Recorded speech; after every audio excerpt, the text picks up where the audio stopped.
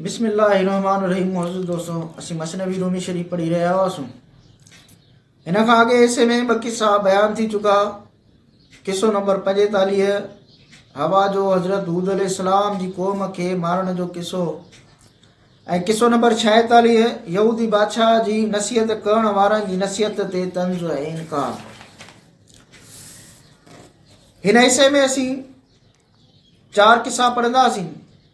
किस्सो number 47, 48, 49 ऐं 50। किस्सो number 47, शिकार जे जानवरनि जो किस्सो, तवक्कुल ऐं कोशिश तरक करण जी बुराइनि बाबति। किस्सो नंबर 48, शींहं जो जवाबु ॾियणु ऐं कोशिश जी ख़ुसूसियत बाबति। किस्सो नंबर 49, शिकारनि जी तवक्कुल खे कोशिश ऐं कमाइण ते तरजीह ॾियणु। ऐं किस्सो नंबर 50, शींहं जो वरी कोशिश खे तवक्कुल ऐं तस्लीम ते तरजीह ॾियणु। किस्सो नंबर 47, शिकार जे जानवरनि जो किस्सो, तवक्कुल ऐं कोशिश तरक करण जी बुराइनि बाबति।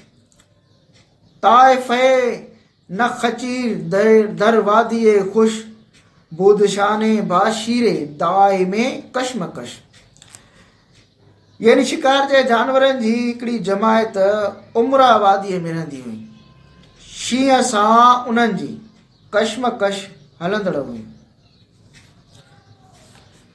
जानवर जेॾी महिल चरण आया थे त शींहं उन्हनि ते हमिलो कयो थी। जानवरनि तब्दील कई त शींहं वटनि आया त असीं तोखे पेट भरण जेतिरी खुराक ॾींदासूं। पेट भरियल हुजई त कंहिंजे पुठियां न पइज, तां त उहो गाहु असांजे लाइ कड़ो न थिए। किस्सो नंबर 48, शींहं जो जवाबु ॾियणु ऐं कोशिश जी ख़ुसूसियत बाबति। गुफ़्तवारे घर वफ़ा बे नम नम कर, मकरहा दीदम बसे अज़ ज़ेदो बकर। उन चयो, हाओ जेकॾहिं आ वफ़ादारी ॾिसंदुसि मकारी न, ज़ेद ऐं बकर जी मूं घणी मकारी ॾिठी आहे। आम इंसाननि जे कोल फेल खां आउं तबाह थियो आहियां। आउं नांग ऐं विश्व जो ॾगियल आहियां। मुंहिंजो नफ़्स हर वक़्तु ताड़ में आहे। मकुर सभिनी इंसाननि खां बदतर आहे। हदीस शरीफ़ में आयल आहे त मोमिन हिकु सुराख मां 2 दफ़ा न ॾगियो वेंदो आहे। किस्सो नंबर 49, शिकारनि जी तवक्कुल खे कोशिश ऐं कमाइण ते तरजीह ॾियणु। जुमिले गुफ़्तन दे अमीरे बाख़बर, अल हज़र दा लेस युगनी अन कदर।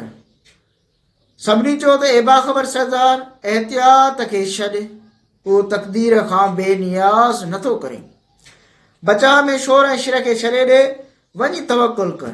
ख़ुदाई फ़ैसिले जो मुक़ाबिलो न कर, अलाह जे हुकुम जे अॻियां सर तस्लीम खम कर, तां त अलाह जे तरफ़ां अज़ाब न अचे। किस्सो नंबर 50, शींहं जो वरी कोशिश खे तवक्कुल ऐं तस्लीम ते तरजीह ॾियणु। गुफ़्त आरे घर तवक्कुल रहबर सद, ई सबब हम सुनते पैगंबर सर। उन चयो, बेशक जेतोणीकि तवक्कुल रहनुमा आहे, इहो सबब अख़्तियार करण पैगंबर जी सुनत आहे। असबाब खे इख़्तियार करण हुज़ूर अलैहिस्सलातु वस्सलाम जी सुनत आहे। हुज़ूर सल्लल्लाहु अलैहि वसल्लम फरमायो त एकुल व तवक्कुल, यानी उठ खे ॾाण ॾे ऐं ख़ुदा ते भरोसो कर।